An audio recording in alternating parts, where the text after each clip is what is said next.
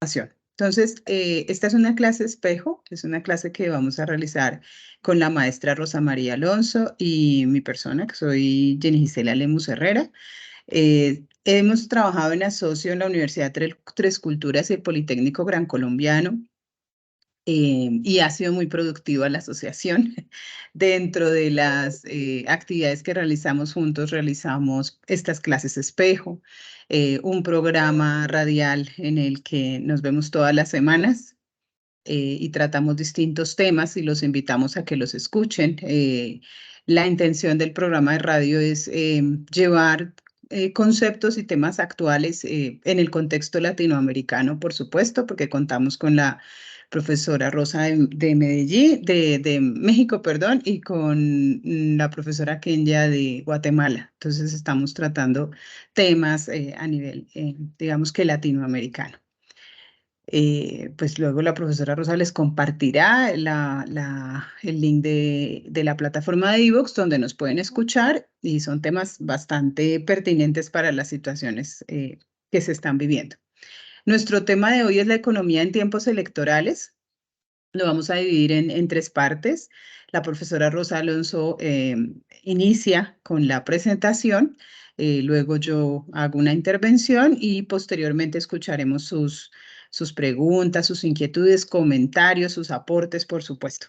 Entonces, maestra, bienvenida y por favor, hónranos con tu explicación.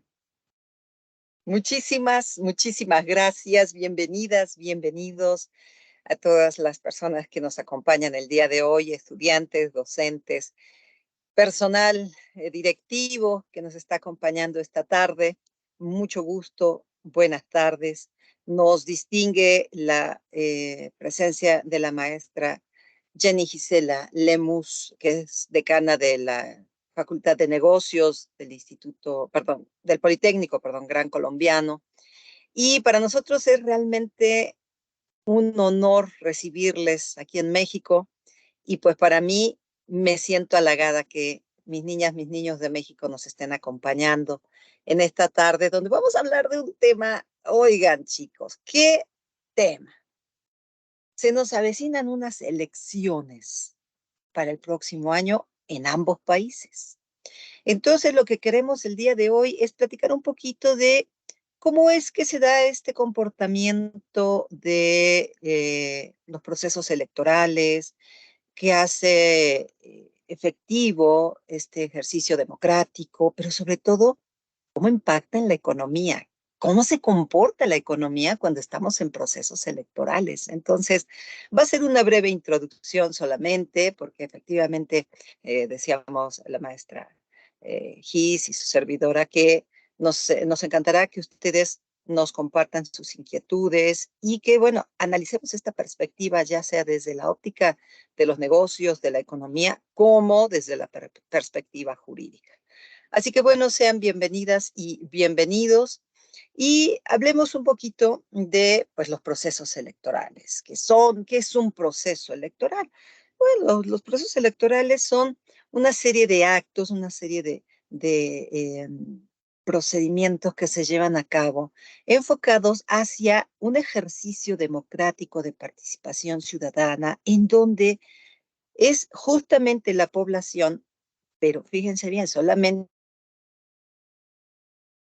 personas que tienen el carácter de ciudadanos en un territorio, los que pueden elegir a través de este mecanismo que es el voto a sus representantes de gobierno, a representantes del Poder Ejecutivo, a representantes del Poder Legislativo. En México nosotros no elegimos a los representantes del Poder Judicial a través del sufragio, y esto es muy bueno porque pues da transparencia también al ejercicio de la impartición de justicia.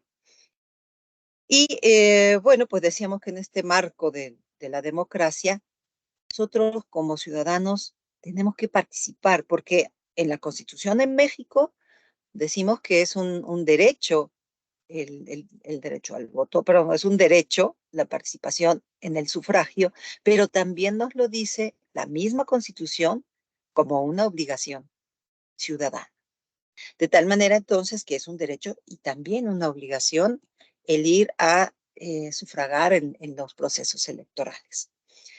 Para el próximo año, decía yo en este inicio de la conversación que va a haber varios procesos electorales. De hecho, ahorita cerrando 2023, Argentina está teniendo un proceso electoral.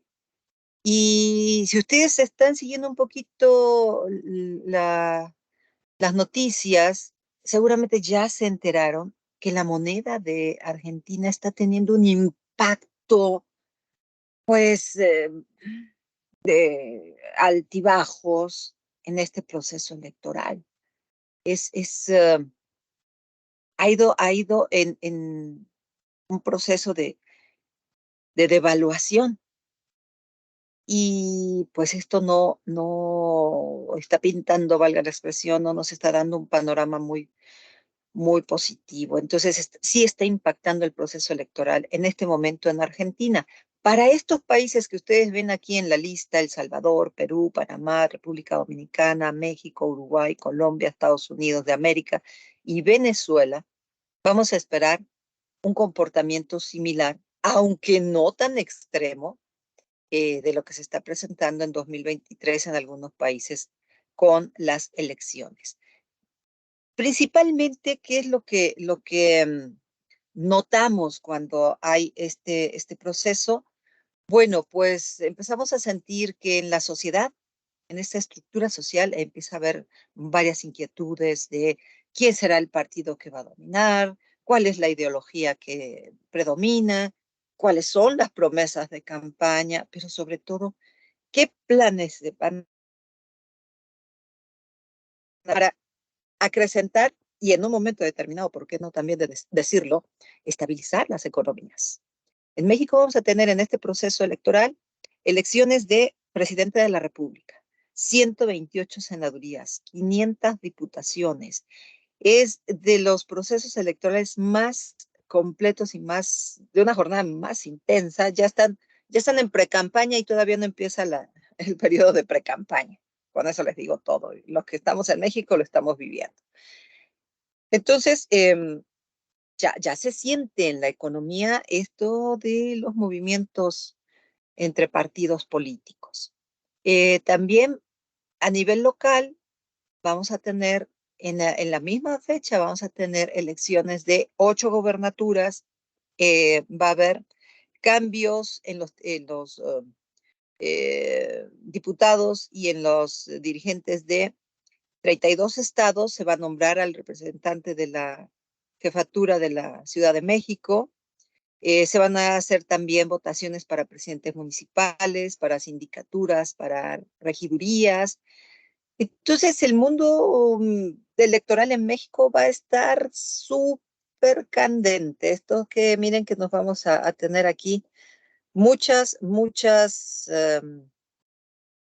movimientos en cuanto a participación, pero sobre todo el INE, bueno, para el Instituto Nacional Electoral, perdón, para nuestros compañeros de Colombia, el Instituto Nacional Electoral, que es un organismo autónomo encargado de llevar a cabo todo, la preparación, la capacitación, el proceso mismo y el conteo, hasta entregar la constancia de mayoría que establece la ley y las constancias de reconocimiento de quienes fueron los que quedaron electos en los diferentes cargos, pues es el que está trabajando ahorita a marcha forzada, porque ya dimensionaron ustedes el tamaño de las elecciones que vamos a tener el próximo año. Hay elecciones intermedias cada 3 años donde cambiamos de diputados, senadores, algunos presidentes municipales, pero cuando se nos junta exactamente todo, bueno, la expectativa es muy alta. En este sentido, diremos que, perdón, que las elecciones cuestan y cuestan mucho dinero. No solo en México, en el mundo entero cuestan mucho dinero.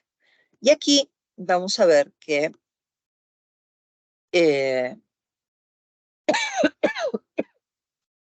mil disculpas. ¿Cómo ha sido la distribución del presupuesto federal para los procesos electorales? El 70% del presupuesto que otorga el Instituto Nacional Electoral para cubrir las campañas, las precampañas, las campañas y el proceso postelectoral. Va dirigido a organizar todo el proceso, capacitación del personal que va a estar en las casillas, establecimiento y administración de las juntas distritales y darles todos los insumos, la papelería. Se manda a hacer un papel de seguridad especial. Hay que integrar y comprar el material para las urnas. Quiero comentar aquí algo. En México ya tenemos en 2 estados de la República, que fue Hidalgo y Coahuila, el primer ejercicio del voto electrónico, porque en todo México todavía se sigue haciendo el voto impreso, bueno, en boletas impresas, y los ciudadanos vamos a las urnas y marcamos con un marcador que nos dan ahí en Crayola, a las personas que nosotros estamos legitimando para que se valide su designación para los cargos a los que están contendiendo. De tal manera que el dinero que se invierte, ahorita van a ver ustedes algunas cifras, wow, la verdad es que uno dice, y esto que dicen que es poquito, pero no vean ustedes la cantidad de dinero que se está destinando al proceso, sino pregúntense cómo pudiéramos optimizar ese gasto, de tal manera que pudiéramos ahorrar en papel, pudiéramos ahorrar en las urnas, pudiéramos ahorrar en emisión de las credenciales para votar, que estas, bueno, es importante sí tenerlas, pero a veces hay que estarlas renovando. Entonces es una gran inversión los procesos electorales en los países. El 30% restante del presupuesto es dinero que se le otorga a las PONI, a los partidos políticos, perdón, para que ellos puedan realizar sus ejercicios de precampaña, de campaña, difusión, tengan insumos, todo lo que es publicidad. Allí es donde yo veo que hay mucho, iba a decir desperdicio, bueno, hay mucho dispendio, porque son varios millones de pesos los que se están destinando a estos partidos políticos, y francamente podríamos ocupar ese dinero para otras cosas que realmente sean necesarias. ¿Cuánto cuestan las elecciones Disculpe. en México? ¿Sí? Bueno, es que y aparte también se dice que muchas veces los políticos son patrocinados por algún empresario externo. Pues en su momento fue Televisa, con muchas veces con el PRI, que les daban mucha publicidad, pero cuando llegaron ellos a tomar cargo, se decían cobrar, ¿no? Sí, y ahorita vamos a platicar un poquito de eso, Fernando. Gracias por la participación. Por Porque, favor, a todos, discúlpame, sí, profe, quedamos en que las preguntas las hacíamos al final de tu intervención, precisamente para que puedas, de pronto algunas preguntas serán respondidas en tu intervención. Entonces les sí, agradecemos anotarlas en el chat para que no las pierdan. por favor. Sí, ahorita lo atendemos, claro que sí, Fernando. De tal manera, entonces, que esto es importante porque efectivamente se puede tener apoyo de particulares en el financiamiento de las campañas, pero se ha prestado para muchas cosas. En fin, que ahorita lo anotamos. Bueno, decíamos entonces, ¿cuánto cuestan las elecciones en México? Miren, nada más les voy a dar el costo, las cifras, perdón, las cifras de la última elección que tuvimos, que fue intermedia, y se destinaron 92 millones no es cierto, 20.800 millones de pesos para un padrón de 92 millones de electores. Eso quiere decir que se está estimando que para el 2024, el próximo año, el padrón de electores suba 2 millones más, 94 millones de electores, y hasta ahora la propuesta de presupuesto para el gasto de solamente del proceso electoral suman los 23.757.434.846 pesos. Si lo convertimos a dólares, es una cantidad, yo creo que van a ser un poco más o menos 1.000 millones de dólares, es mucho, no. Bueno, hay que dividirlo por 20 y ahorita, ahorita vemos la cifra. Hasta ahorita se me ocurrió hacerlo en dólares, perdónenme. Estaba yo tan atenta en sacar las cifras en pesos. Pero ahorita hacemos la conversión para los compañeros de Colombia. ¿Cuál es el financiamiento entonces de las campañas? Y les digo que es intenso. Aquí están las cifras. Vean ustedes estas cifras. Estas están distribuidas por partido político en México. Partidos políticos, algunos que son de derecha, otros son de centro izquierda, otros son de izquierda, otros todavía no queda muy definida cuál es su, su, su línea de acción. En fin, pero nadie tiene, nadie tiene menos de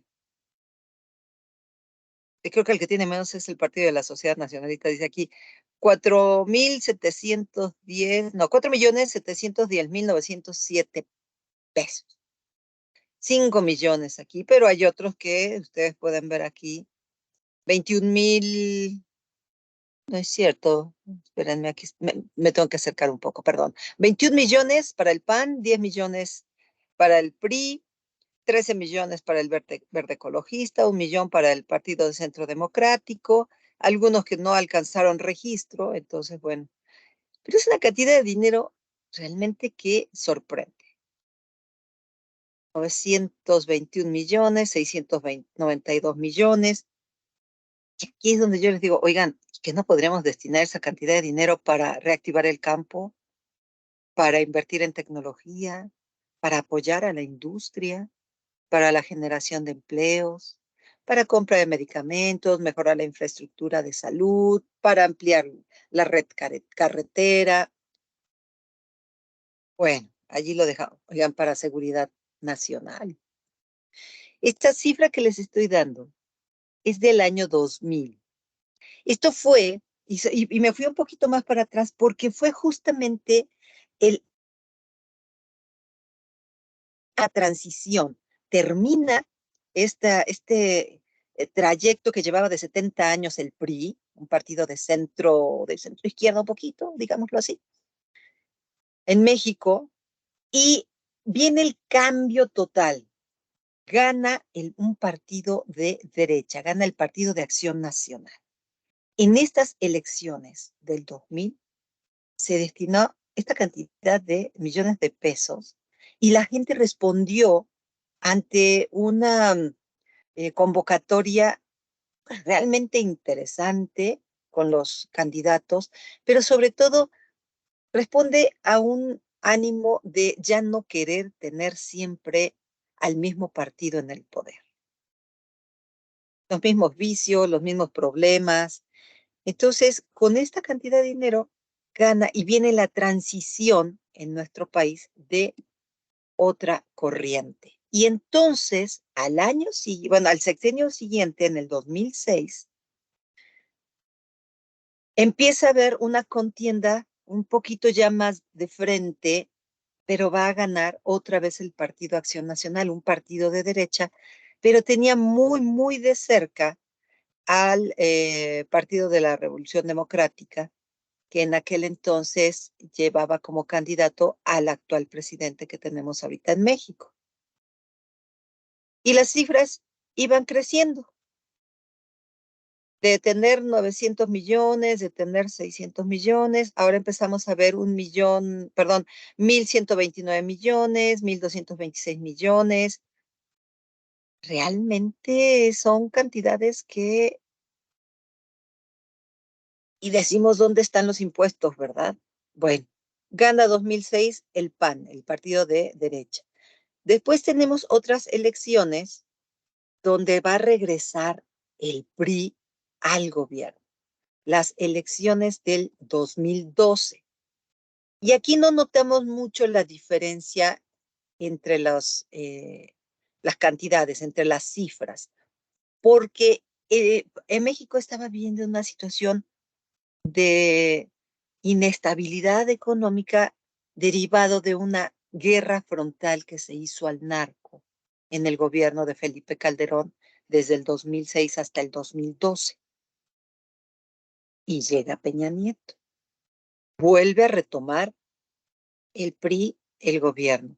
Y entonces decía a la población, bueno, pues más vale malo por conocido que bueno por conocer. Mejor regresamos al PRI porque los 12 años del PAN, políticamente pareciera que no hubo grandes avances, pero socialmente sí, y económicamente sí, y ahorita lo vamos a ver rápidamente. Regresa el PRI. Pero no vimos un cambio significativo, ¿eh? Termina el gobierno del PRI y la ciudadanía dice, bueno, es que ni uno ni otro. Nos vamos a ir definitivamente por el partido de izquierda. Y en la campaña del 2018, donde vemos estas cifras de financiamiento de gastos de campaña por partido, es donde viene la transición bastante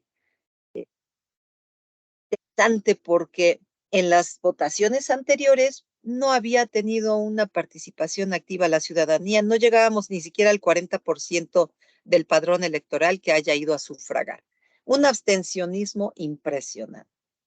Pero en estas, no obstante que no rebasamos el 50%, quiero decirles que sí llegamos al 40% del padrón electoral y arrasa con las elecciones, con las votaciones, perdón, el partido de Morena,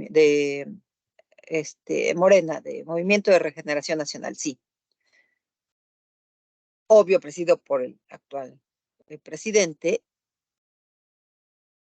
Y la población tenía una alta expectativa de un cambio favorable, porque el discurso era, ahora sí, primero los pobres, porque el discurso era, vamos a trabajar por todos los que no tienen oportunidades. El discurso era, luchemos por los jóvenes y por los adultos mayores, crearemos infraestructura para ser autosuficientes, y todo sonaba muy bien. Y el proyecto no era malo. Aquí el único punto fue que no se tenía la planeación para lograrlo. Y teniendo la planeación, se impone una política de austeridad en México y esto impacta inmediatamente en la economía. ¿Por qué? Porque de las plazas de trabajo que existían, prácticamente un 30% fueron desocupadas. Hubo una cantidad de desempleo, pero impresionante. Con una ley de austeridad republicana impedía reactivar otras áreas de trabajo.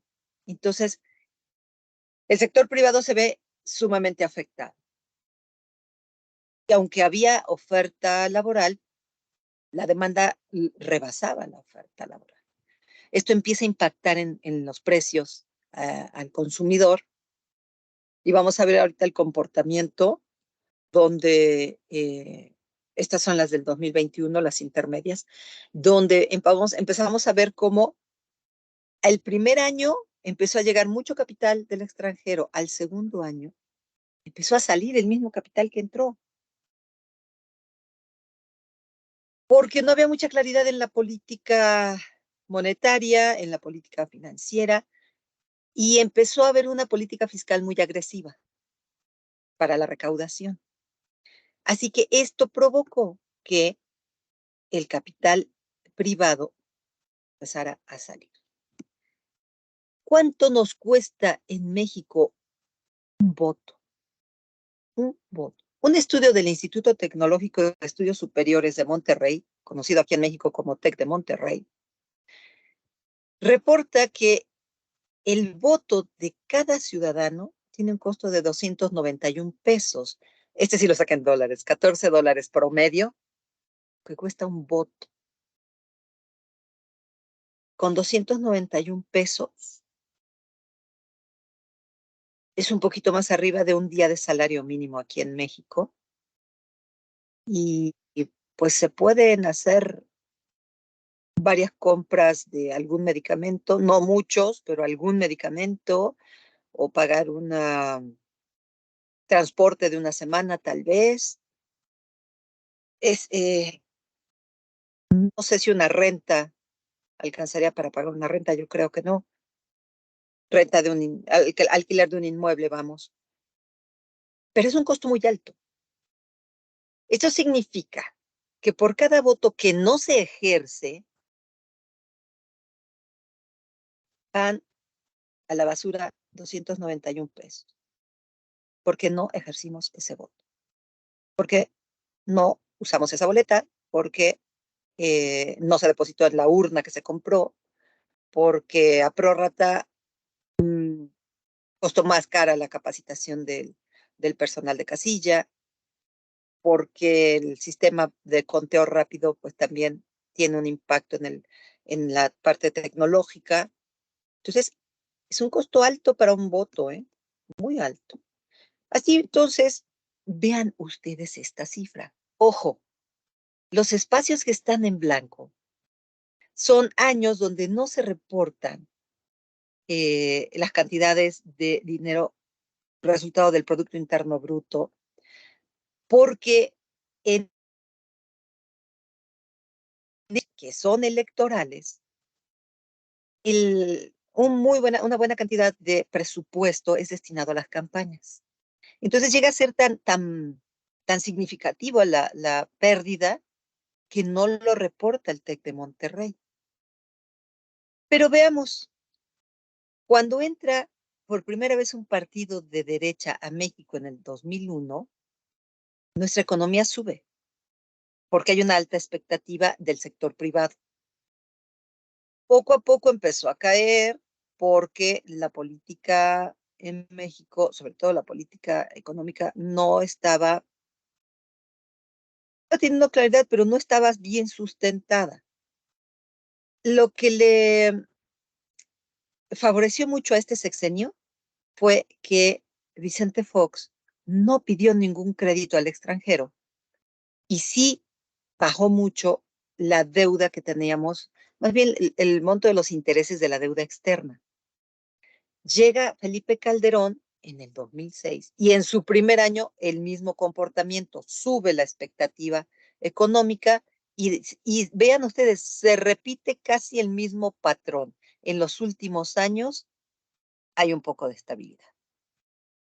Regresa el PRI al gobierno con Enrique Peña Nieto y ven hasta dónde subió la inversión extranjera y la aportación de particulares. Y aunque tuvo muchas críticas este sexenio por corrupción, por algunos temas de cuestiones políticas, lo cierto es que había una gran expectativa en inversión. Aquí, estas barras que ven ustedes, va el proyecto del nuevo aeropuerto, que era, caray, una gran oportunidad de crecimiento para inversión.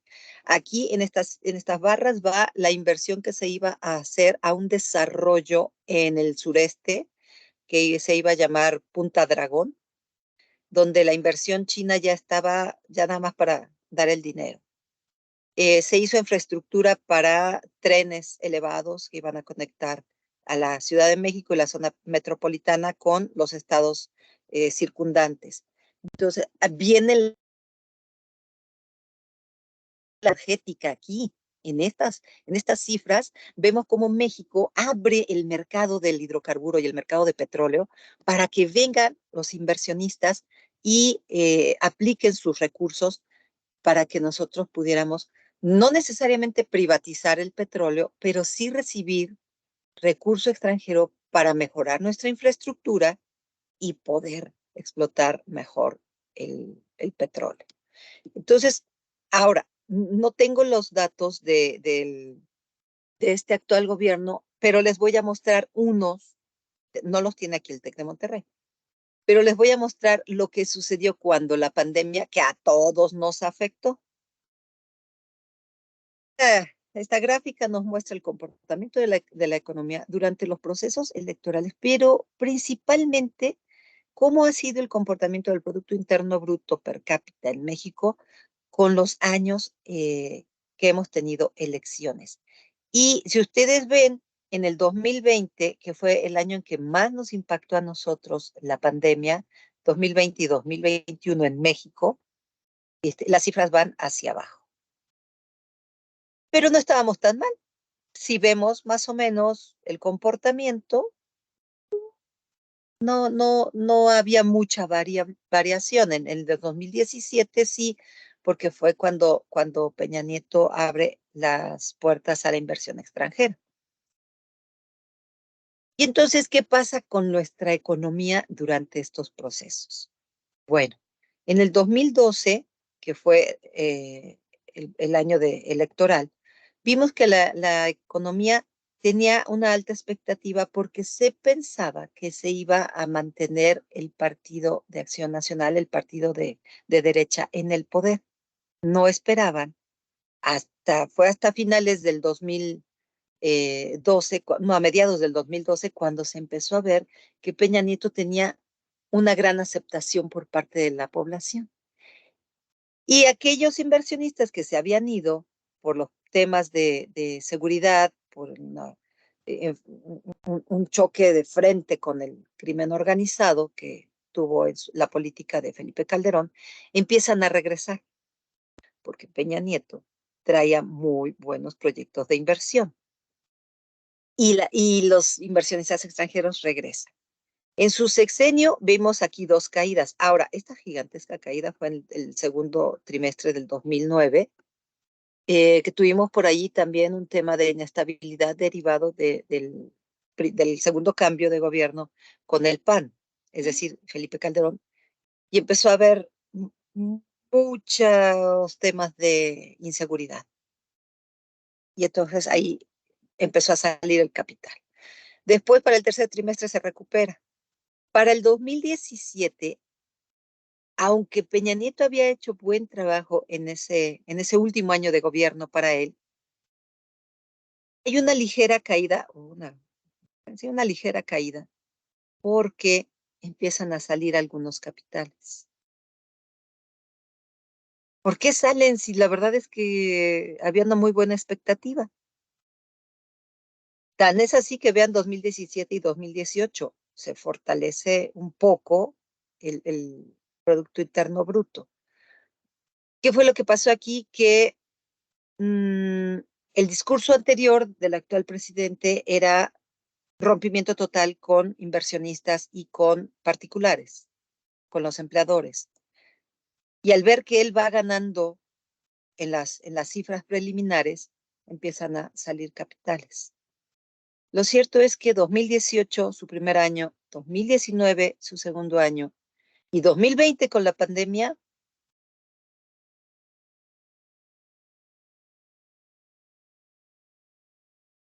pues un decrecimiento que no nos hemos podido recuperar. Ahorita ya vamos saliendo un poco, pero realmente no tanto. Las cifras nos hablan por sí mismas y aquí lo estamos viendo actualmente en el sexenio del actual presidente. Tenemos que en el primer año de gobierno el Producto Interno Bruto alcanzó un 1.8, pero recibió un país con un 2.3. Y ahorita vamos por ahí llegando casi cercanos al 2.5, 2.7. Lento, muy, muy lento, pero vamos avanzando. Habíamos estado en -1. Así que bueno, es que les iba yo a platicar esto, pero ya porque quiero escuchar a la maestra Gis, en el sentido de que, ay, Dios mío, en los años electorales hay fuga de capital, pero también hay una gran inversión. ¿De quién? De los que tienen la expectativa de crecimiento para el próximo sexenio y tienen mucho apoyo en las campañas políticas, aquí lo menciono, de particulares, solo que se tiene que transparentar el ejercicio de ese recurso, porque todos sabemos que hay filtración de información. Bueno, perdón, doctora. ¿Por qué? Una excelente exposición, no hay problema. No, perdóname. Pero a ver, adelante, te Entonces ahora escuchamos, platicamos. relevémonos. Por Sí, favor, abre el chat y vas autorizando a estoy. los que entren. Sí, aquí estoy, ya ¿Vale? estoy aquí lista. Ajá, y Voy a yo te relevo. compartir pantalla primero y ya. Un segundito, quito, pues abro la cámara. He tenido problemas con el internet un poquito hoy, entonces pues dado el caso me tocaría cerrarla, pero bueno. No te preocupes. Si Quiero te saca, considerar aquí cuatro estamos. aspectos. Quiero considerar cuatro aspectos importantes en la economía colombiana. Entonces, el crecimiento económico comparado en las economías latinoamericanas, factores sociales críticos para la gobernabilidad en Colombia y yo creo que en casi todos los países de América Latina, impacto en los mercados y efecto de la política en la economía. Entonces, iniciamos y empezaríamos con el tema del crecimiento económico comparado. Estamos hablando de crecimiento comparado, por supuesto, después de pandemia, porque finalmente, pues ya todos hemos hablado bastante de esa situación. Si ustedes se fijan, la línea amarilla es Colombia. En este caso, México es la verde. No sé si los colores los puedan ver muy bien, pero en este caso, México está acá y la línea amarilla es Colombia. Entonces uno podría decir, no, pero Colombia tiene un crecimiento, pues va liderando precisamente el crecimiento de los países. La pregunta sería si ese crecimiento en realidad es sostenible para Colombia. Y resulta que ahí es donde está la respuesta que puedo anticipar y decir en realidad no es tan sostenible.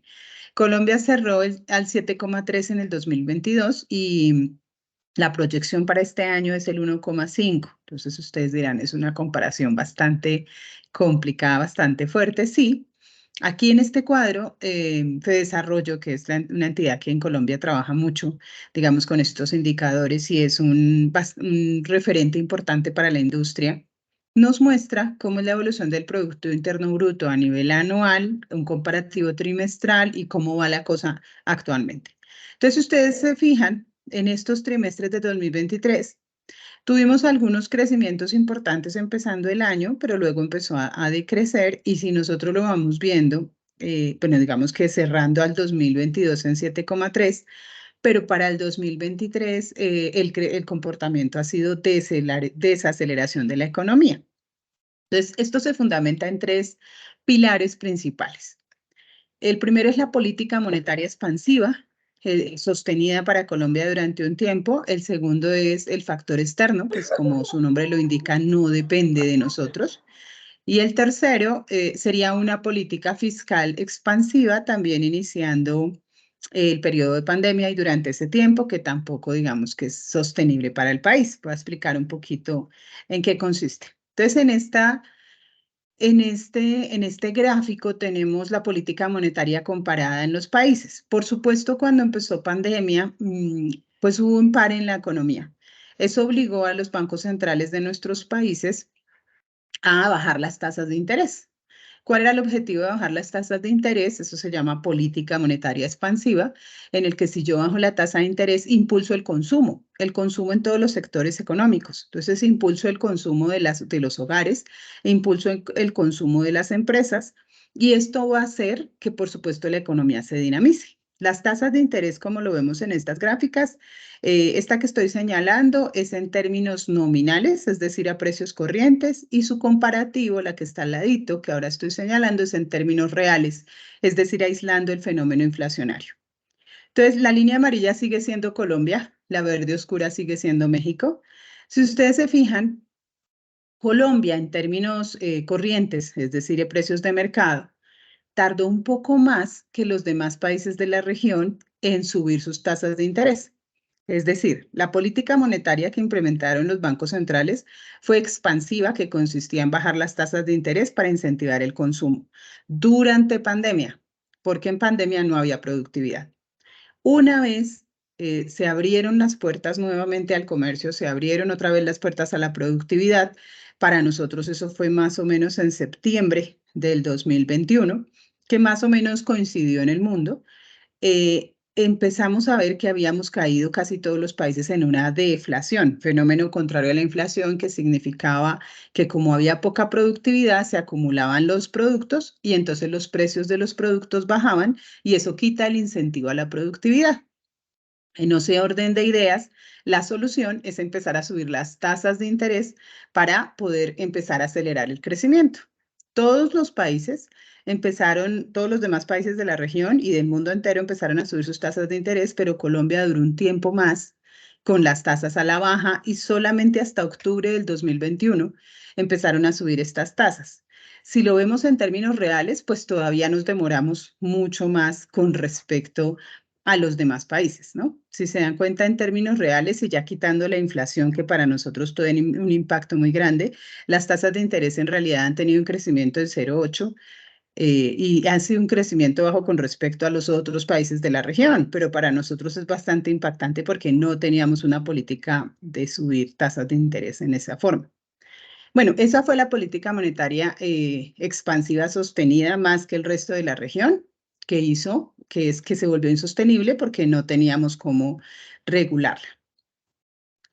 ¿Por qué sucedió esto? Nuestro Banco Central siempre nos hemos preciado de tener unos técnicos allí expertos que han sabido, digamos que realizar las políticas muy bien hechas, pero en esta ocasión no alcanzaron a prever que el impacto de la inflación iba a ser tan alto, que aquí iba a subir tanto la inflación. Nosotros teníamos por décadas, más de 3 décadas, una inflación baja y estable. El objetivo de inflación para nosotros era entre 2 y 4%. Y durante más de 30 años se ha podido sostener en el 2 y 4%. Por tanto, el poder adquisitivo de la población colombiana pues es o era bastante alto comparado con muchos países de la región que tienen inflaciones mucho más altas. Y la estabilidad macroeconómica pues siempre nos permitía como tener un manejo monetario más claro. No vislumbraron el efecto inflacionario tan rápidamente y esto también estaba disfrazado porque aquí había un subsidio a la gasolina, a los combustibles, que paradójicamente un gobierno de izquierda quitó. Entonces este subsidio a la gasolina hace que, pues claro, los precios se eleven en todos los sectores. Habían otros subsidios a la energía y otros subsidios que progresivamente se han ido quitando. Entonces, pues claro, eso causó un efecto, un impacto importante. El otro es un factor externo. Este factor externo, y cuando me refiero a eso, pues tiene que ver es con las condiciones del mercado internacional. Nosotros, como ustedes se dan cuenta, tenemos una tasa de términos de intercambio por encima del resto de países y eso se le debe al petróleo.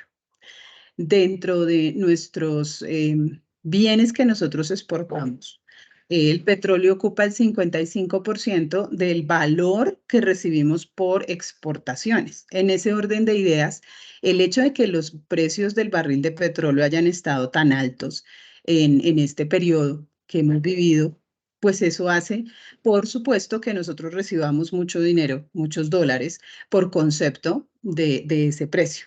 No es una situación que nosotros dependa de nosotros o que provoquemos. Nosotros ni siquiera estamos dentro de las tasas mencionadas de los países que más exportan, pero estamos beneficiados con el precio del petróleo. Y para nosotros, aunque para el mundo no seamos significativos como exportadores de petróleo comparados con otros países, pues para nosotros sí es muy significativo que el precio del barril del petróleo esté tan alto. ¿De qué dependemos ahí? Pues de las políticas de sostenibilidad de la oferta de petróleo, que hasta el momento, digamos que los países saudíes han mantenido las reservas de petróleo guardadas, tratando de controlar una oferta para que el precio del petróleo no caiga. Estamos viendo conflictos en Medio Oriente, pues esperemos que no vaya a haber un conflicto geopolítico que cause que tengan que liberar la producción o la cantidad de petróleo que tienen o descuidar esta parte, porque entonces ahí sí ya nos veríamos seriamente afectados, pero eso pues no es una situación que podamos controlar como país. Hasta ahora nos ha beneficiado, pues faltaría ver qué pasa. Perú, por ejemplo, el 39% de sus exportaciones son en cobre y en oro. Eso es perfectamente controlable por ellos. Y el petróleo solamente para ellos es el 7%. Entonces, el valor del promedio de este cuadro, por supuesto, no incluye a Colombia porque estaría por fuera del rango por el beneficio que les digo. Entonces, aquí hay un cuadro que nos representa cómo está la composición de exportaciones que hacemos en América Latina. Estos 3 países que están en negrito, Ecuador, Colombia y Venezuela, pues somos los que tenemos, digamos que la mayor participación de exportación en petróleo. razón por la cual se explica que para nosotros pues haya sido muy favorable el tema del precio del barril de petróleo.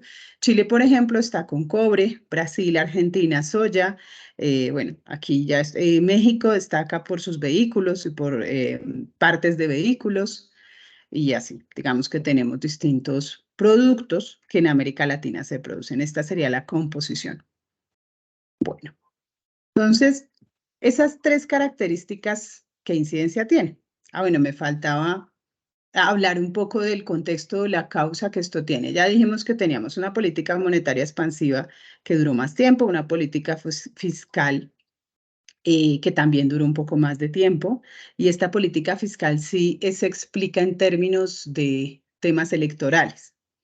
Cuando estábamos en pandemia, nosotros estábamos en un gobierno de derecha, teníamos el gobierno de Iván Duque. En ese momento, todos los presidentes de casi todos los países en pandemia tuvieron que ampliar el gasto público con deuda o agotando recursos propios, pero la mayoría lo hicieron con deuda. ¿Para qué? Para favorecer pues al consumo, para ayudar a las familias que no podían salir de sus casas y no tenían cómo comer. Entonces aumentaron este gasto público. Este gasto público también se aumentó específicamente en Colombia y Chile por dos razones electorales importantes. En Colombia se acercaban las elecciones presidenciales en el año 2022 y el partido de gobierno que en ese momento estaba, que era el de Iván Duque, pues quería conservar el poder. No podía, aquí digamos que él no podía, no se había presentado para reelección, pero sí se esperaba que el partido continuara o que hubiese una continuidad de derecha. Y en Chile estaban a puertas de una constituyente que habían propuesto, precisamente con la idea de la constituyente habían llegado al poder. Entonces, por supuesto, cuando todos los países empezaron a recortar ese gasto público, ni Colombia ni Chile lo hicieron por intereses políticos. Entonces, en Colombia se esperaba que la continuidad del gobierno y en Chile se esperaba pues que se aprobara la constituyente. Ninguna de las dos cosas pasó. Precisamente gran parte de la explicación en Colombia de que hubiese ganado un gobierno de izquierda, lo vamos a ver más adelante, tiene que ver con los índices de pobreza y de desempleo en el país. Y en Chile, una vez llegó el gobierno de izquierda, tuvo unos meses de gobernabilidad y luego fue el tema de la constituyente. Esos meses de gobernabilidad no convencieron al electorado, razón por la cual al momento de llegar su constituyente, pues tuvieron un serio problema porque ya no fue aprobado. Entonces, bueno, estos datos de déficit se toman de los distintos sectores. Aquí simplemente aclaro cuáles son los sectores que nos están dando el dato. Y si ustedes se dan cuenta, en este dato, pues Colombia está con el más alto déficit público. Precisamente uno de los países que más déficit público tiene en ese caso sería Colombia. Chile incursiona en esta última década en el tema de los déficits porque Chile venía con un crecimiento importante antes que se presentaran las manifestaciones que llevaron a Boric al poder. Bueno, en Colombia y yo creo que en América Latina en general, ¿cuáles serían esos dos aspectos o factores sociales críticos que podrían hacer cambiar y que han hecho cambiar gobiernos? Y que no se pueden descuidar porque ahorita nosotros tenemos elecciones este mes de octubre, el 29 de octubre vamos a elegir alcaldes, vamos a elegir concejales, vamos a hacer una elección grandísima de casi todas las entidades públicas. Entonces ahí se va a saber digamos que las gobernaciones públicas, aquí nosotros no somos un país federal, sino somos un país centralizado, pero estamos divididos por departamentos, los llamamos, y en esos departamentos cada uno tiene un gobernador, es la máxima autoridad de su departamento, luego vienen los alcaldes de las distintas localidades del departamento y vienen los concejales y los demás entidades que están allí. Tampoco elegimos el Poder Judicial por voto, el Poder Judicial se hace por una carrera judicial que ellos hacen y por, digamos que, es, nombramientos específicos que se hacen, pero el pueblo no participa allí, que eso también es una ventaja. Digamos que están los tres poderes separados, legislativo, ejecutivo y judicial. Se busca que el judicial pues sea independiente. Entonces, los problemas de los que hablaba son la pobreza, el desempleo y la pobreza. Las tasas de desempleo en Colombia y en muchos países de América Latina están por 2 dígitos. Esto es un problema por cuanto esto el desempleo genera incremento en la pobreza. La gente no tiene cómo consumir y cómo suplir sus necesidades básicas.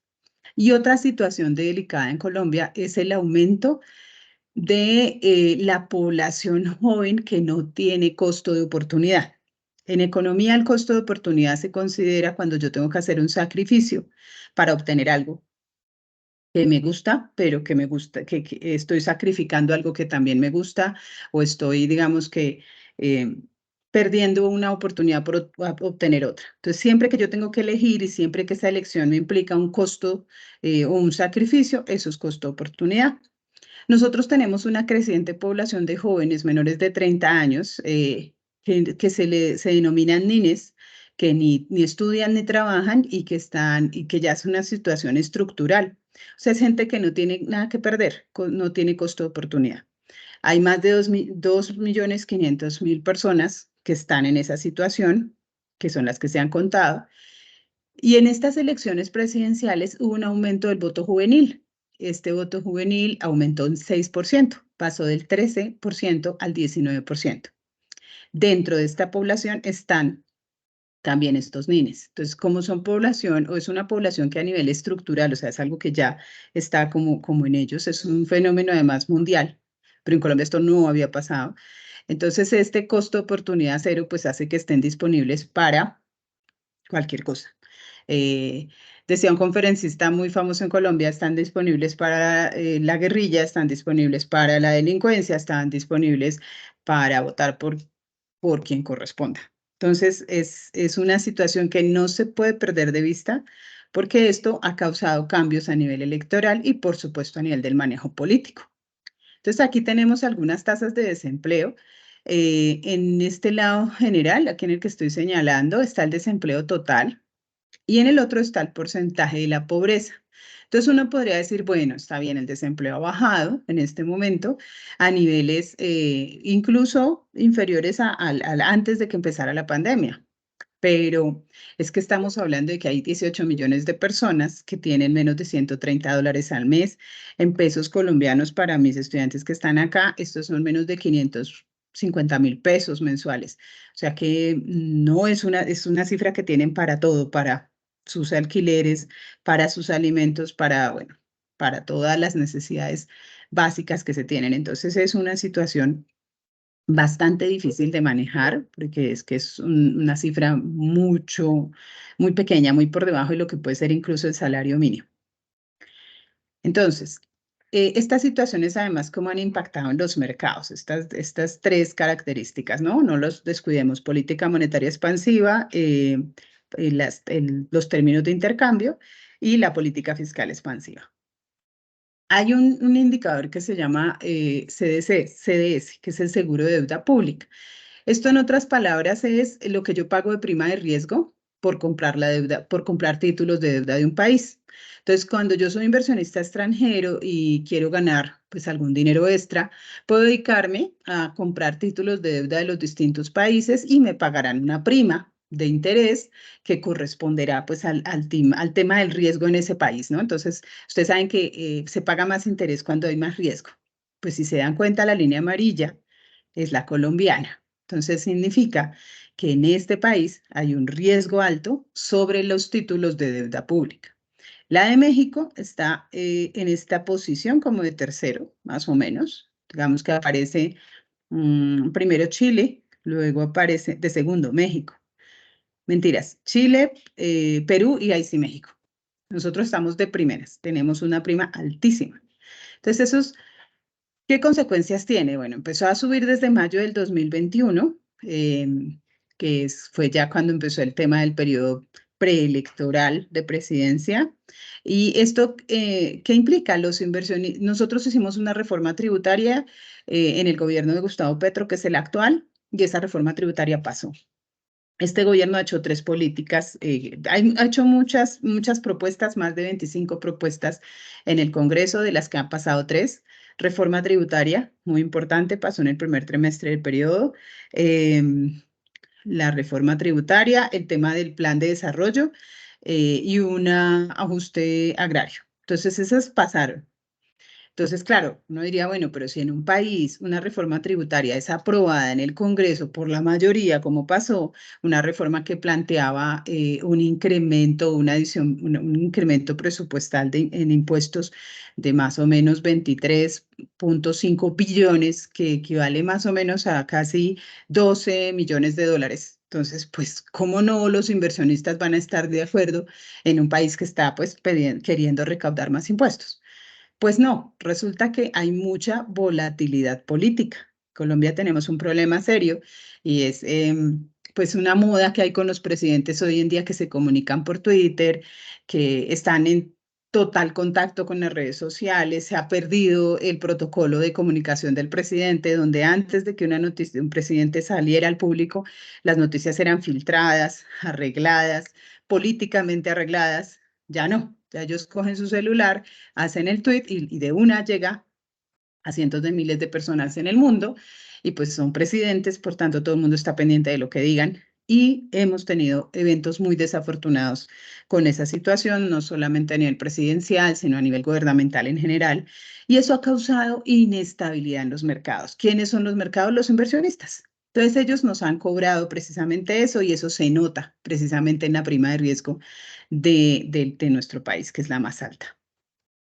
Aparte de eso, nosotros tenemos el déficit, aquí se lee al revés, aquí sí es el que entre más grande sea el número, entre más abajo esté, es un déficit externo muy grande. Entonces, ¿qué es lo que dice? Lo que yo le estoy debiendo al resto del mundo. Representa el 4.2% del PIB y estamos solamente por debajo de Chile. Repito, Chile hace pocas décadas ingresó en estas cifras de deuda porque con los gobiernos anteriores las cifras de Chile siempre eran muy favorables, pero bueno, actualmente la encabeza y nosotros estamos pues muy cercanos, ¿no? Con una cifra bastante déficit externo. Entonces eso pues unido al tema de los CDCs, pues hace que no lleguen flujos de capital. ¿Qué sucede? Esos déficits externos los gobiernos los pueden cubrir con crédito externo, con inversión extranjera directa, con traer capitales de corto plazo, estos capitales golondrina que andan por el mundo buscando tasas de interés, podrían traerlos. Pero para que los capitales lleguen al país, pues tienen que haber un CDS favorable. Y en este caso, pues no es nuestra situación, entonces eso no lo está cobrando. Entonces, ¿qué efectos tiene esta situación que ya les he descrito, pues para la economía? Resulta que efectos de la política en la economía.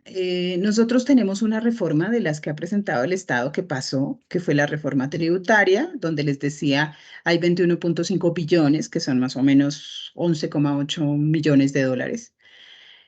¿Esto cómo lo pagan? Personas naturales pagamos 2,9 billones de eso, empresas 3, minería 11,3, impuestos saludables, estos son unos impuestos que se pusieron a las gaseosas, digamos que a las cosas que son cuestionables en cuanto a temas de salud, 1,3 y otros 3%.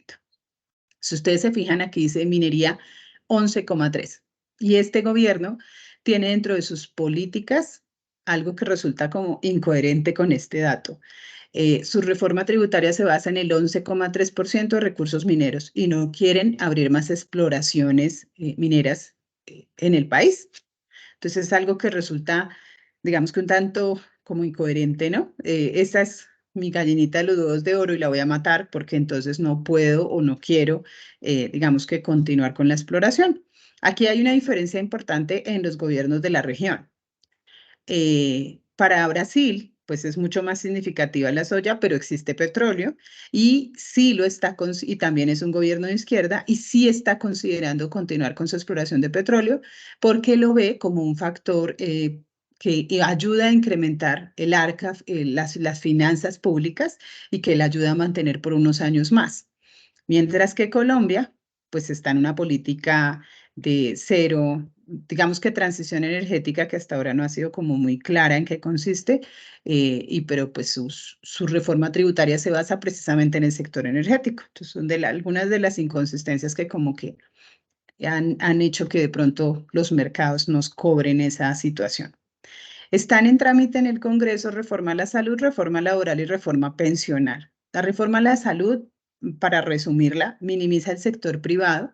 El costo de oportunidad o el costo potencial que esto tiene es que al no haber un incentivo de tener una ganancia por parte de las entidades que van a manejar la salud, sino que se pueda gastar y yo no estoy buscando tener una rentabilidad, entonces no voy a controlar, no voy a, digamos que a hacer presupuestos de gastos y de ingresos, entonces lo que puede suceder es que haya un gasto sin límite, con todos los problemas fiscales que esto vaya a traer.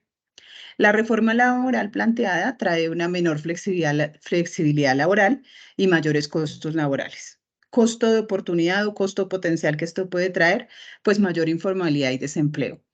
Ya la estructura de empleo en Colombia tiene el 64% de personas empleadas en el sector informal, o sea, son personas que no reciben prestaciones sociales y son personas que pues difícilmente se van a poder incorporar a la formalidad, pues si se genera una reforma que suba los costos laborales. Precisamente si estas personas o si no se busca una reforma que haga que haya una mayor formalidad en el empleo, pues no va a haber cómo pagar una reforma pensional que también está en trámite en el Congreso.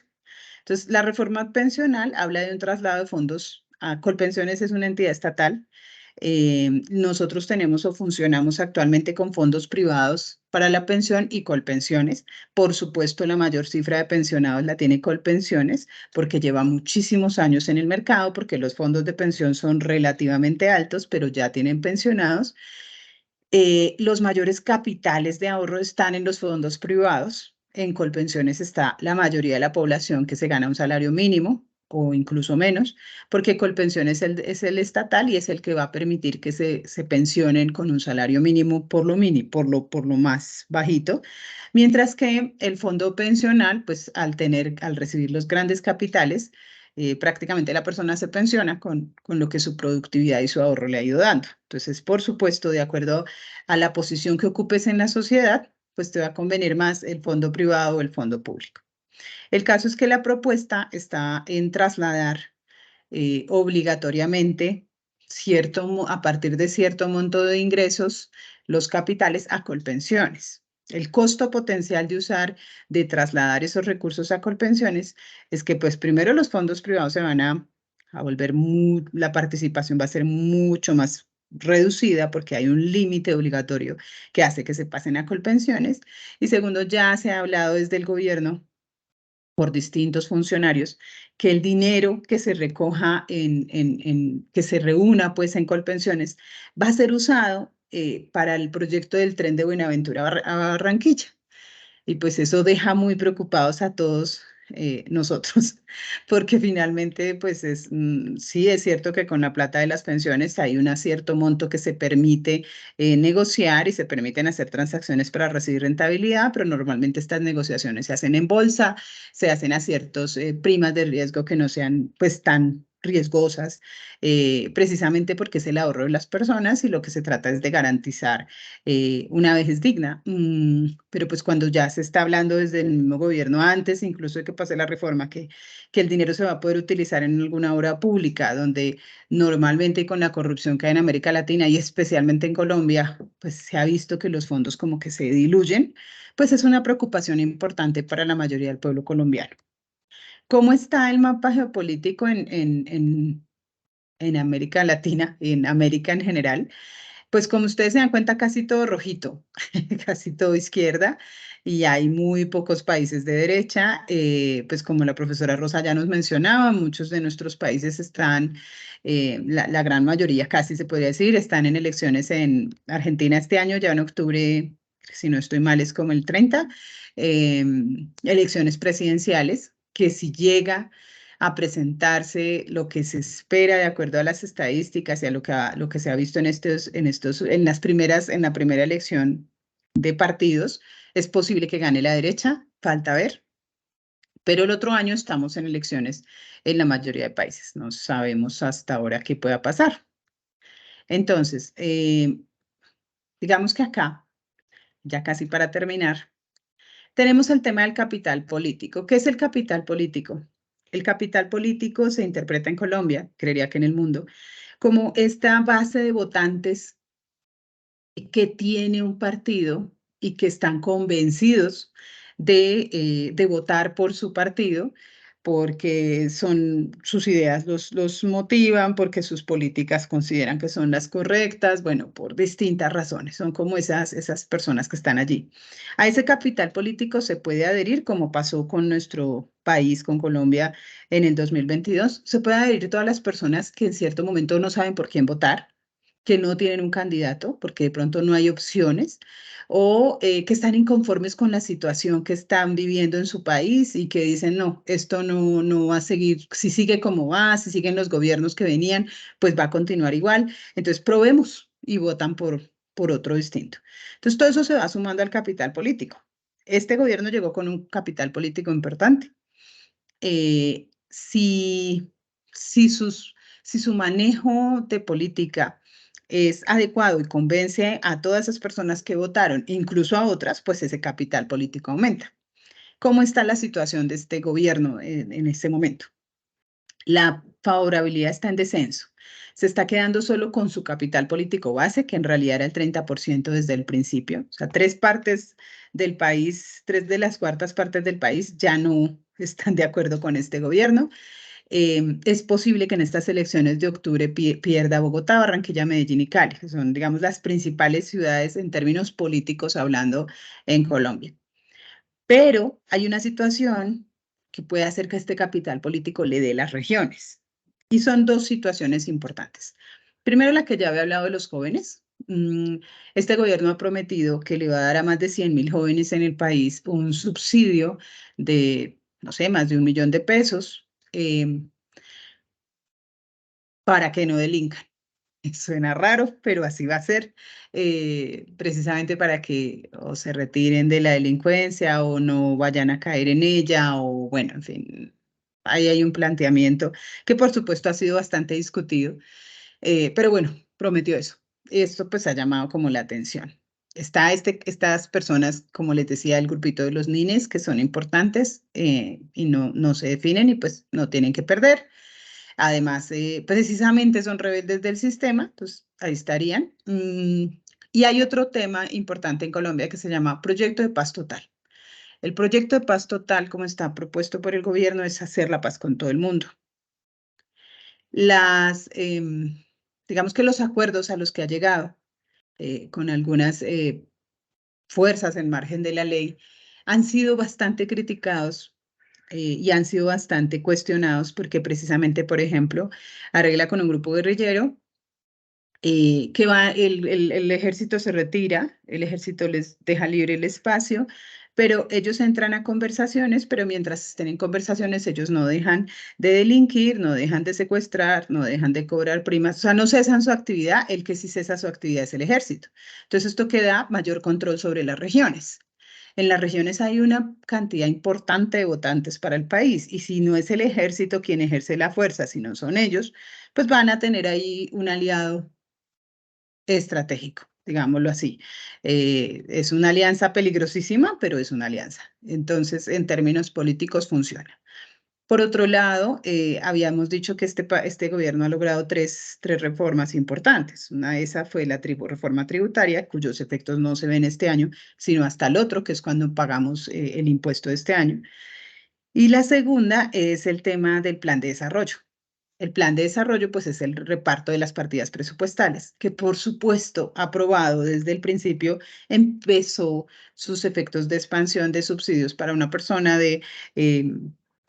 por ejemplo, ahorita el tema de la concesión de algunas obras públicas se le cedió a los consejos municipales, que por supuesto genera gratitudes con el gobierno y genera como adhesiones al tema porque ahora están manejando presupuesto. Entonces, digamos que todo esto puede ser un capital político bastante importante. Entonces, esas son como las 2 consideraciones ahí adicionales que se tiene, pues por eso se habla de que podría perder es las ciudades principales, que es donde hay control, digamos que oficial, pero este es un país de regiones y las regiones en este momento pues están siendo bastante afectadas por el tema de los acuerdos de paz total que se están firmando. Entonces, es una forma de ver cómo, digamos que los temas de manejo político definitivamente están permeando todo el sistema económico y su funcionalidad. Digamos que algunos datos generales de América Latina en general, como ustedes se dieron cuenta, el mapa geopolítico de América Latina está casi todo rojo, casi todo es de izquierda, casi todos los gobiernos, y de hecho no solamente de derecha o de izquierda, todos los gobiernos que llegan obviamente prometen mayor riqueza, mayor empleo, mayor estabilidad, que va a bajar la desigualdad, bueno, prometen todo. Pero luego, cuando se llega a la ejecución, pues ahí tenemos serios problemas. Actualmente nosotros tenemos todos, independiente que el gobierno sea de derecha o de izquierda, tenemos problemas de productividad, tenemos problemas de la informalidad que está aumentando en todos nuestros países. No es solamente un tema, digamos que de Colombia, sino que es en casi todos los países. Y esa informalidad está causando problemas a nivel no solo laboral, sino pensional. Entonces, así es muy difícil cumplir las metas para cualquier gobierno. El tema de la inflación, pues es un tema que nos afecta a todos, que nos toca a todos. Digamos que las tasas en Colombia han empezado a bajar un poquito, pero pues no lo suficiente como para que se pueda pensar que es un tema superado. El tema del manejo de la política, por ejemplo, en casos energéticos, ha sido bien diferente entre los mismos gobiernos de izquierda. De hecho, por ejemplo, hacía la analogía explicaba cómo era la política de manejo del gobierno Petro y de Lula da Silva, a pesar de que han manifestado juntos que quieren ser aliados y que quieren trabajar en un bloque común para América Latina. Pero aún así sus políticas económicas son bien distintas y causan efectos distintos. Entonces, mientras Brasil dice que va a impulsar la explotación de hidrocarburos como una fuente importante de ingresos, porque precisamente en este momento está en auge el tema del precio del petróleo, y mientras, como les digo, no cambie la situación geopolítica para Arabia Saudita, pues seguimos. Petro dice que no, que quiere quitar la exploración, no hacerla más. Entonces, eso genera en los mercados tensión y, por supuesto, salida de capitales. Es inevitable. La CEPAL plantea que la pobreza en América Latina va a bajar. Digamos que está dando unas cifras de pobreza que van a bajar hasta el 31%. Vuelvo y repito, si nosotros miramos la población que hay, por ejemplo, en México son 150 millones más o menos, en Colombia somos 50, pero pues calculen de cada uno de esos países el 30%, 32%, 35%, pues es una cantidad de personas que están sobreviviendo con mucho menos de los ingresos que cualquiera de nosotros podría llegar a pensar. Y por último, pues no, hablar digamos que lo que nos decía la profesora Rosa, ¿no? La estabilidad o inestabilidad política genera inversión y productividad. Los mismos inversionistas dentro del país consideran y toman en cuenta precisamente todas esas manifestaciones de tranquilidad del sistema o armonía en el sistema en concreto que se vive en un país. Y todo esto pues puede causar, sí o no, indiscutiblemente, efectos sobre la economía, sobre el crecimiento, sobre el empleo, sobre las proyecciones. Por ejemplo, gran parte de de las reformas que se plantean, sobre todo la reforma pensional, se está pensando que ni siquiera la voy a tener que pagar yo, sino que estamos hablando de que generaciones que no han nacido.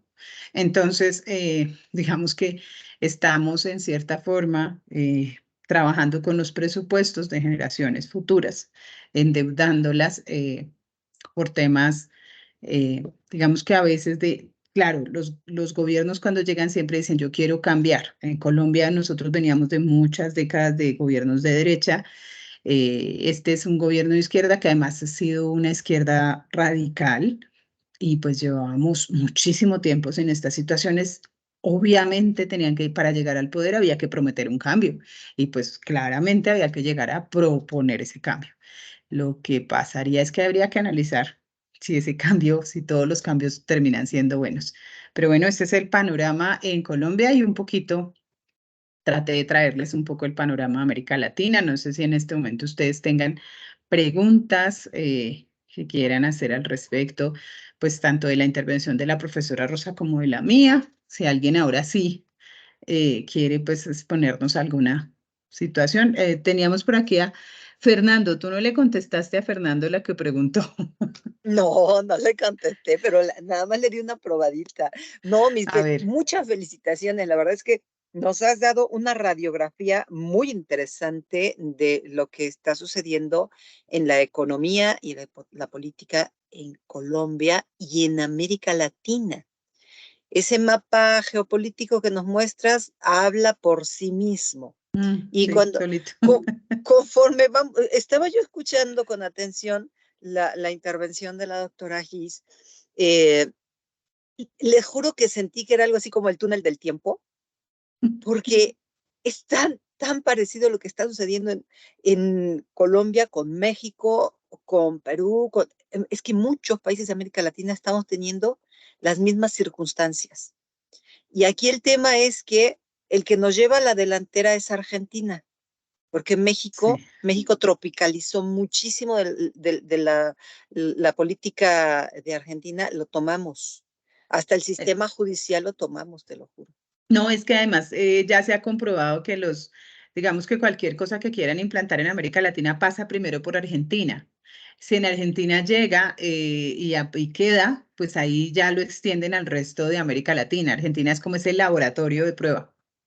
Ajá, pero ve cómo está ahorita Argentina y no quiero que el resto de los países lleguemos a esos niveles de inflación, por favor. Entonces, debemos poner de verdad mucha atención en la generación de las políticas públicas en aspectos económicos, en aspectos financieros, en la política monetaria, justamente los intereses que Pero mencionabas de los bancos ahí centrales. yo sí creo que hay que ponerle cuidado a algo y es, en serio, sí, digamos que nosotros, la mayoría de gobiernos que habían antes de los que hay ahora, se han preocupado mucho por las cifras y de hecho tenemos el caso Chile. En Chile las cifras son espectaculares, eran Sí, espectaculares antes sí es antes que se cierto. empezara ese estallido social. Pero precisamente que se descuidó la parte social. Por ejemplo, este tema de los jóvenes, el trabajo para los jóvenes. O, por ejemplo, este tema de incrementa el desempleo, incrementa la pobreza, pues es una consecuencia lógica. El otro tema de, bueno, está bien, dentro de las tasas de empleabilidad que nosotros tenemos en el mundo entero, no se considera desempleado una persona que trabaja así sea 2 horas a la semana. Nosotros Mm, sabemos que una mm. persona trabajando 2 horas a la semana, pues que va a tener empleo. Ese pobre fue de buenas que se encontró quien le pagara algo para medio comer. Entonces, lo que sucede ahí es que hay mucha informalidad en casi todos nuestros países y esa informalidad aumenta el nivel de la pobreza y, por supuesto, le quita oportunidades a las personas para crecer. Hemos siempre visto las partes de crecimiento económico, pero se ha descuidado el desarrollo económico. Ahí es donde se da espacio a discursos populistas que sin una estructura técnica pretenden llegar diciendo, bueno, yo voy a solucionar los problemas de desigualdad, los de pobreza, los de desempleo, pues es fácil decirlo, ¿no? Es fácil hacer el Exacto. discurso y pelear contra políticas que no lo cumplen porque realmente no lo cumplen, pero ya cuando llega el tema operativo, por supuesto no tienen conocimiento técnico o no lo quieren usar o no están de acuerdo con los procedimientos técnicos y sencillamente ni lo técnico, ni el discurso, ni nada. Entonces terminan, digamos que, mostrando esas falencias. Y ahí es donde decimos, mi querida Gis, y para todos los presentes, allí es cuando decimos que el costo económico de las transiciones políticas y de gobierno en los países es muy alto, porque nos dicen qué quieren hacer, pero cuando se enfrentan con el cómo, ya no Mm. supieron cómo hacerlo. Y mientras tanto el recurso público sale y sale y sale, pero no entra. No hay una buena recaudación y de haberla hay mucha desviación. Aquí la parte que nos dice Fernando, bueno, y los partidos políticos cuando los financian los particulares, sí, sí los pueden financiar, pero en México tenemos un proceso de transparencia en donde peso que le vas a dar tú a un partido político para campaña tiene que ser por transferencia electrónica con una cuenta debidamente identificada. La Secretaría de Hacienda te está revisando, la unidad de inteligencia financiera también hace lo propio de investigar de dónde procede ese recurso para evitar que justamente haya recursos de procedencia ilícita financiando campañas. Existe el Hay, mecanismo, pero no se aplica, Gis. no se aplica. Hay una pregunta. Nos pregunta Luis David, ¿esta guerra que se está presentando puede afectar el PIB de toda Latinoamérica? Y hay dos guerras en curso oficiales. Está la de Rusia y Ucrania, que sí afecta al PIB de Latinoamérica, y Sí. está la guerra que se declaró hace poquito, este fin de semana en Israel y Gaza, pues que se profundizó. Esa creería yo que no afecta al PIB de Latinoamérica en forma directa, o sea, no es, digamos que esa guerra lleva muchos años, no tiene una afectación directa a menos que genere una migración masiva hacia el sur, hacia Latinoamérica, a menos que haya una migración masiva por todos los efectos migratorios que esto podría traer, sí, podría generarlo a largo plazo, pero no sé, o sea, no le veo como otra implicación, no sé tú qué consideres. En el sentido de que a menos que haya esta migración. Ahora, a mí me parece que si tenemos algún mercado directo con Israel, que es el que está siendo más afectado en este momento, que le compráramos algo, que por ejemplo tuviéramos un tratado de comercio con ellos o un acuerdo comercial Colombia-Israel o México-Colombia, y deja de hacer este suministro o la producción de esas mercancías que están en el acuerdo, sí pudiera ser el caso. No así el de Ucrania, como bien dices, que Ucrania es el granero del mundo, que a todos nos Mm, afectó, y nos sigue afectando. fertilizantes, sí, el maíz, el trigo, los microcomponentes Sí, claro. que todos les compramos. Sí, claro que sí, ahí sí, pero sí, probablemente. Ahora, en cuanto a volatilidad de el tipo de cambio, también no creo, estoy de acuerdo contigo, Gis, de que no nos afectaría, porque efectivamente es un tema ya de muchos años, a menos que se vaya a meter a Estados Unidos, y entonces sí, ahí Ay, vemos, sí, como claro, porque siempre. además que ya le ha manifestado su gran apoyo. Fernando, y Sí. si levantaste la mano, cuéntanos. Fernando. Hola. Bueno, también, bueno, por lo que he logrado investigar, este conflicto bélico bueno, indirectamente se nos golpearía. ¿Por qué digo esto? Ya que ahí vi que están diciendo que Estados Unidos quiere intervenir. Ujú. No, ahí sí Así nos es. afecta directamente. Si le Sí, da por bastante. intervenir, ahí sí Sí. nos afecta directamente. Esperemos que no lo haga, ¿eh? Mira que la No. política que trae Joe Biden en este tema es bastante mesurada, por eso también ha perdido Sí, pero este acuérdate que carisma. Estados Unidos entra a elecciones presidenciales el otro semestre, el otro año, No, y con está la nosotros, posibilidad de que vuelva Trump.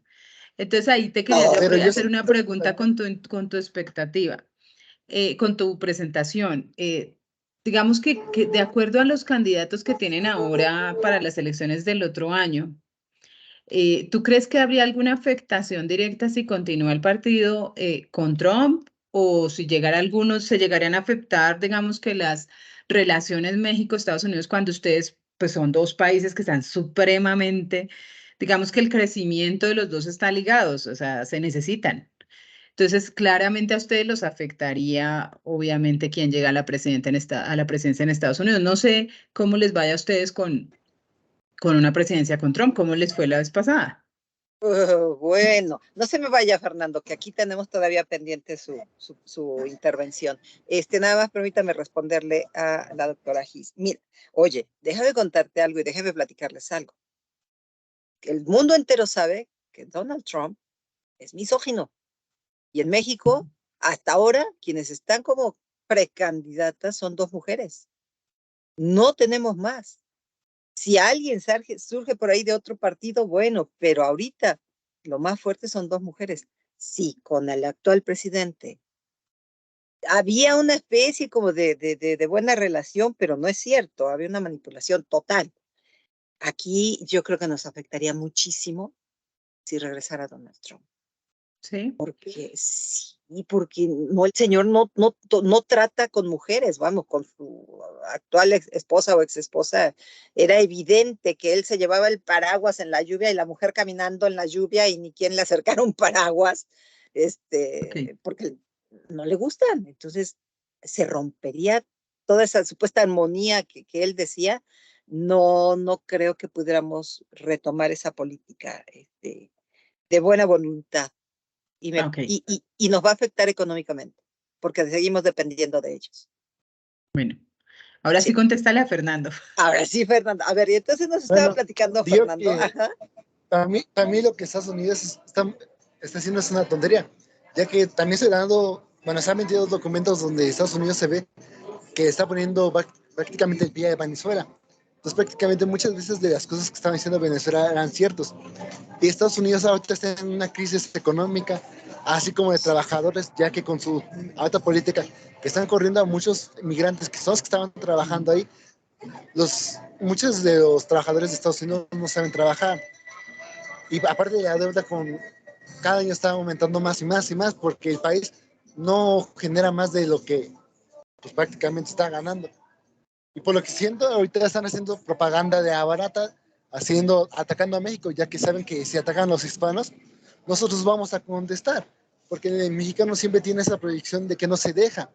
Y cuando llega a Estados Unidos, dice, a esos negros prietos, o como nos dijeron, como perros, lo que van a hacer es que nos hace propaganda barata, para que nos volteemos a ver y los mexicanos que estén allá legalmente empiecen a hablar de ellos, que es lo que quieren hacer, como hicieron con Donald Trump en su momento.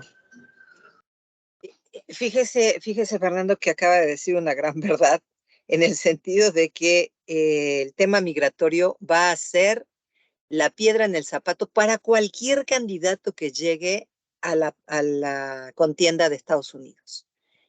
La migración.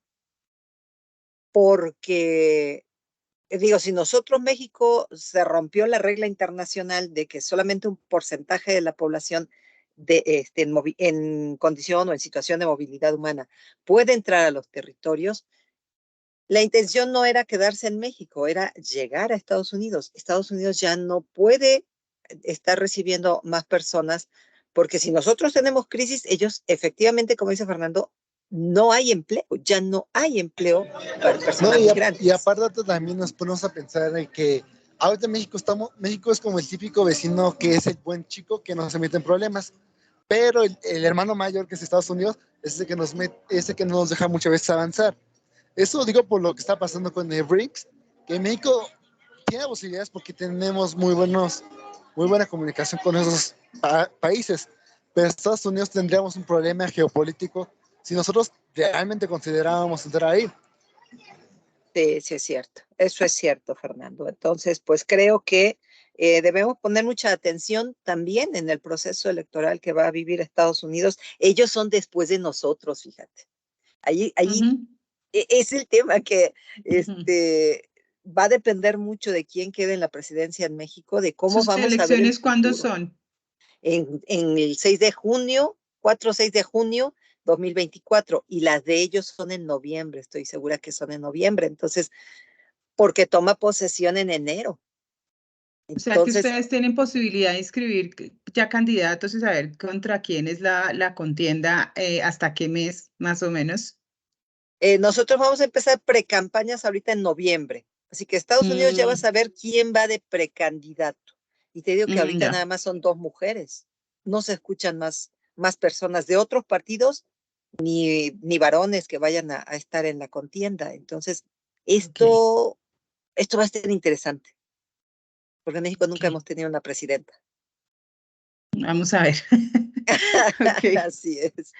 Ok, ok. Bueno, Yo por temas de cine y eso sigo a un cineasta que se llama Eduardo Verástegui y por ahí supe que como que bien. se iba a lanzar de candidato. ¿Sí se lanzó o no? No, todavía no, le No, Ah, falta, ok.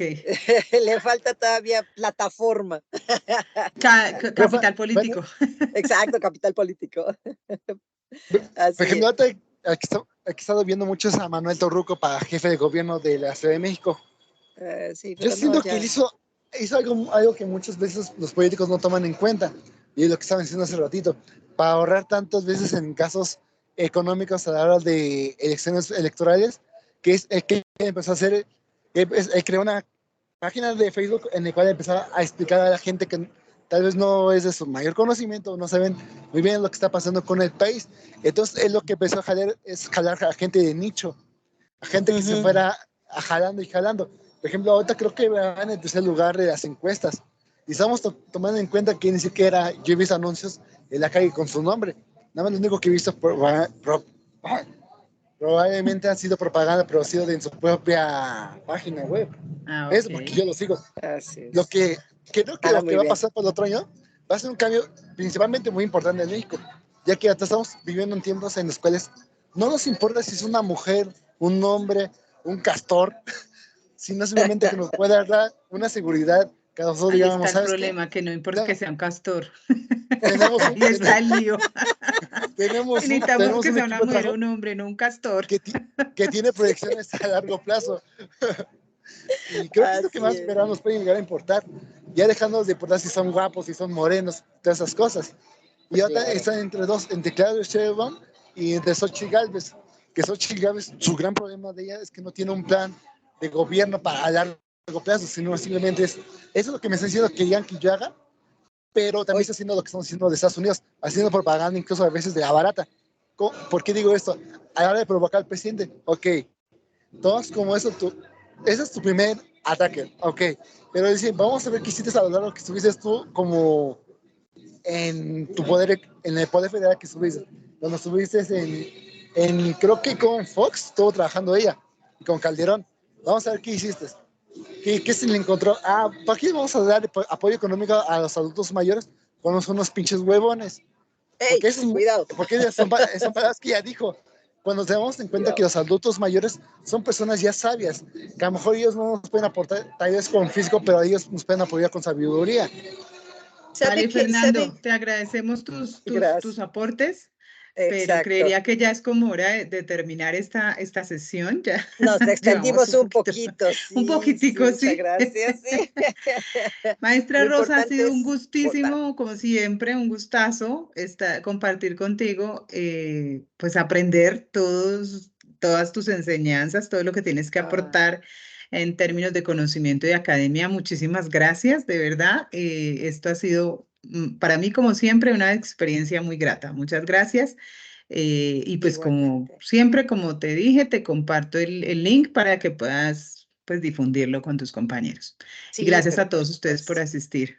Gracias y nos sentimos muy honrados porque nos has distinguido con tu presencia, porque los compañeros y compañeras de Colombia, siempre bienvenidos en México, han estado atentos y porque pues también de ti aprendemos cantidad de puntos importantes en el tema de la economía y la política. Muchas, muchas gracias, maestra Gis. Y bueno, pues agradecemos a nuestras autoridades que nos han acompañado, nuestra directora de carrera, nuestra coordinadora de Derecho también, la maestra Claudia del Río, y varias autoridades que nos acompañan. Gracias, gracias, Yadi.